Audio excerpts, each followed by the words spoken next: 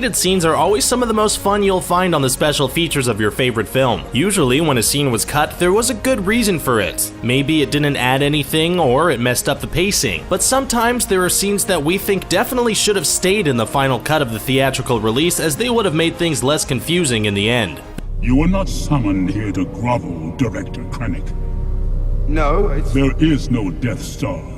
There's something about Vader. It seems like Star Wars is always in the headlines these days, with Disney revitalizing the franchise and giving us not only a new trilogy, but a new set of spin-off films. The Last Jedi is just around the corner and fans are getting hyped, so we decided to take a look back into the original trilogy. While there have already been plenty of alterations made to the original 3 films, we can definitely say that one scene definitely should have been added to the fold. You know, as opposed to that CGI Jabba scene in A New Hope. We're talking about a scene in Return of the Jedi, in which Yoda talks to Luke about Kenobi's secret concerning his father. In this extended scene, Yoda confirms to Luke that Vader is indeed his father. But there's also a new bit of information here that changes how we look at Kenobi, who always seemed to be something of a manipulator of the truth. Yoda tells Luke that Kenobi would have in fact told him the truth if Yoda allowed it. So if this was included in the final cut, Kenobi dancing around the truth would have been because he was on strict orders from his former master to not reveal anything due to Luke being emotionally unprepared. You've declared war against the Federation. Withdraw. I'll agree to arrange a conference with Romulan leadership at a neutral location. I do not speak for the Empire. We stand apart. Nero's downtime. J.J. Abrams had the daunting task of making Star Trek fresh for a new generation, and we can all safely say he did that. The soft reboot of the franchise appealed to both Trekkies and newcomers alike, who took to Abrams' more kinetic approach to Star Trek. In the film, the big bad is played by Eric Bana, one of the few big-name actors attached to the project at the time. Bana played Nero, a Romulan captain from another timeline. He was sucked into a black hole alongside the original Spock and thrust into the new reboot timeline with Chris Pine as Kirk. When Spock went through the hole, however, it felt like moments for him, whereas Nero and his shipmates were stuck in limbo for over 20 years. So what did they get up to exactly for so long? As it turns out, the answer is pretty cool. Unlike Spock, who had it easy, the Romulan ship was eventually captured, which saw Nero and his crew enslaved by the Klingons. They worked in the mines for over 2 decades, over which Nero was formulating plans to free his people and escape the prison planet. The escape would have given Nero even more credibility and showcased how patient of a villain he could be. What is this newfound love for the Frost Giants? You could have killed them all with your bare hands. I've changed. So have I. Loki's plan. In contrast to Thor Ragnarok's fun and humorous tone, the first Thor movie was much more in the vein of a comic book Shakespeare film. It had a much more serious tone, which set the stage perfectly for intense family drama. When frost giants attack Asgard at the beginning of the film, Thor launches a covert mission to their homeworld to find some answers. Upon their return, however, they learn that Odin was made aware of their conquest thanks to a tip-off from one of the guards. It's pretty jarring to hear this information yet never see Loki talk to any guards. In a deleted scene, however, we see the team getting ready to head out to the Bifrost where Heimdall awaits. While the Gatekeeper's powers are being discussed, Loki slips away and reveals their mission to the guard in the background. It shows not only the missing piece of information, but that Loki doesn't even have to sneak around to get what he wants. The scene, however, features a set that felt very unlike Asgard, so maybe it was for the best that the scene was cut, aesthetically at least. We would have still preferred to have seen Loki conjure up his plan. Ripley, I don't want to hear about it, Bishop. She's alive. There's still time. in 19 minutes this area is going to be a cloud of vapor the size of Nebraska. Hicks, don't let him leave. We ain't going anywhere. Ripley's past. James Cameron's Aliens film is a classic, there's no doubt about it. A more action-heavy sequel to Ridley Scott's horror masterpiece, Aliens sees Sigourney Weaver's Ripley return to the fold to deliver the pain to a whole pack of aliens this time, including the Queen. Ripley is one of cinema's most awesome action heroes. She isn't a warrior or a soldier, yet when thrown up against the odds, she muscles up and doesn't let anything go to chance, which is one of the common criticisms of the beloved film. She's essentially a robot with a one-track mind for taking out these alien scums. But Ripley has been in cryosleep for the better part of a century, meaning that everyone she'd once known is now dead, including her daughter. Yet, that doesn't seem to faze her much. In a deleted scene, however, we get to see Ripley's emotional side, showing the audience that she's much more human than we've been led to believe. She's informed of the passage of time and the fate of her daughter in a scene which causes her to eventually break down. Putting this scene in not only humanizes the alien hunter, but also explains her attachment to Newt later in the film. Boromir. It is a strange fate that we should suffer so much fear and doubt over so small a thing.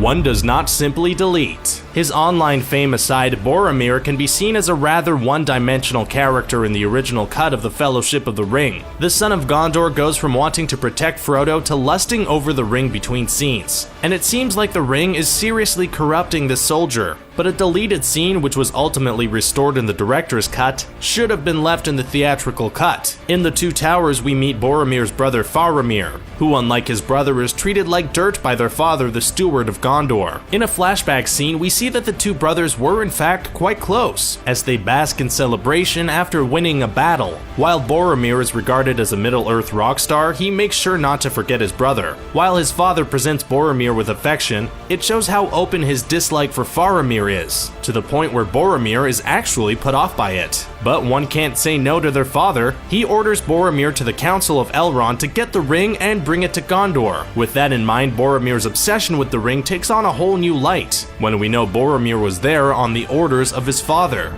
No man in the sky intervened when I was a boy to deliver me from Daddy's fists and abominations. I figured out way back. If God is all-powerful, he cannot be all good. Communion. When it first came out in cinemas, Batman v Superman was one heck of a divisive film. Critics panned it and fans couldn't seem to agree if it was a masterpiece or a seriously flawed film. Things looked a bit brighter, however, when the Ultimate Director's Cut was released on Blu-ray. That extended the film's runtime and changed its rating. However, one scene definitely should have been part of the theatrical cut. That scene, of course, is the communion scene. Originally intended to be a post-credit scene, the Lex Luthor-centric moment was released online after the release of the film as to avoid any similarities with the MCU. But they should have just ended the film this way, as it directly sets up the Justice League film. One of the biggest points of criticism in the film was Jesse Eisenberg's portrayal of Lex, who was perhaps a bit too eccentric for the big screen. But in this cut scene, we see the villainous lead actually communing with Steppenwolf, the confirmed villain in Justice League. Lex still has his hair here, so despite being saved as an after-credit scene, this actually takes place earlier in the timeline. Keeping this would make the whole spacecraft portion of the film seem far less random and out of place, and teases the next film. I face an unfortunate complication. That my wand and Potter's share the same core. You know who. You know who. Otherwise known as He Who Shall Not Be Named, or more blatantly, Lord Voldemort. He's the most powerful dark wizard to ever exist in the Harry Potter universe. He's done some pretty terrible things. So horrible, in fact, that people, both good and evil, are scared of saying his name out loud. Of course, there are a few people who aren't afraid of the name. Fear of a name increases the fear of the thing itself, after all, and Harry Potter has known this for years. He says Voldemort's name quite openly, and always freaks out people who are around him. But perhaps he shouldn't have been so liberal with his defiance of the Dark Lord. Have you noticed that the Death Eaters seem to just conveniently appear around Harry during the events of Deathly Hallows? That's because Voldemort actually put a curse on his own name, highlighting whoever said it to be found. Since no one is exactly saying Voldemort out loud, it allowed the Death Eaters to narrow in on Harry quite easily. Ron informs Harry of this in a deleted scene in part 1 of the Hallows film, a piece of information he overheard from a bloke at the Ministry. It's a cool piece of trivia that explains the cunning of the Death Eaters. 99 target acquired. Repeat. King Kong is dead. Let's go.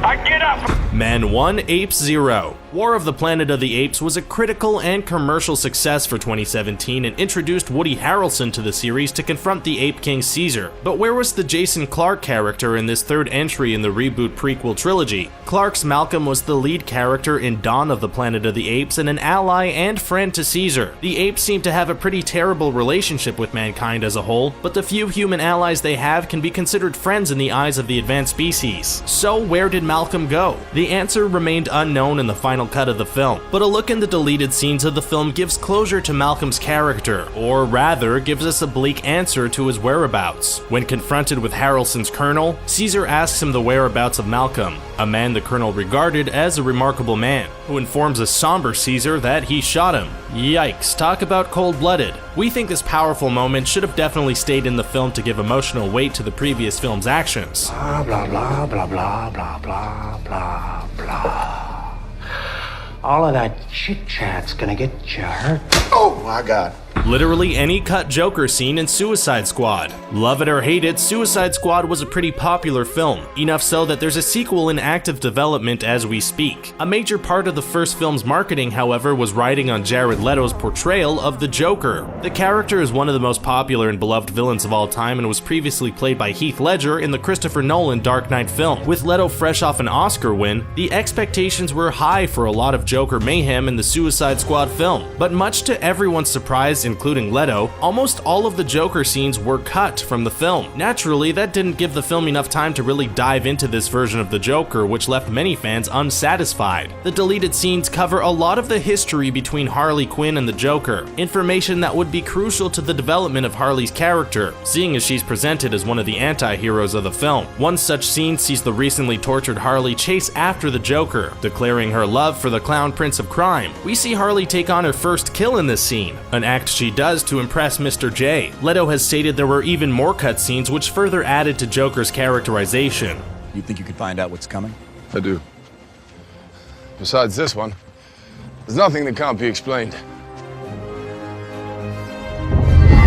Thor's vision. There's no doubt that Thor's cave scene in Avengers Age of Ultron is considered by many to be really random at best and forced and unnecessary at worst. One of the biggest criticisms Age of Ultron had was setting up too many future events. Not only was it establishing the Infinity Stones in the minds of the Avengers, but also set up the events of Ragnarok, the latest Thor film. In the initial cut, Thor's vision scene in the cave felt pretty tacked on. That's a fair assessment, as the studio insisted the scene be part of the feature film. But the scene was stripped of its core components, making it a scene that most fans remember as being pretty choppy. However, there was a lot more footage that was cut from the film that would have made the scene much better. The original scene gave audiences an avalanche of information, all presented in a rushed and choppy montage of exposition. The deleted scene, however, is much slower and keeps the action within the cave, giving us a much clearer and sinister look at the future than what we got in the theatrical cut. We think the deleted version gives us a clearer understanding of both the stones and what they mean to the greater picture, which makes Thor's previous fear vision make even more sense. Let the armies of Mordor know this.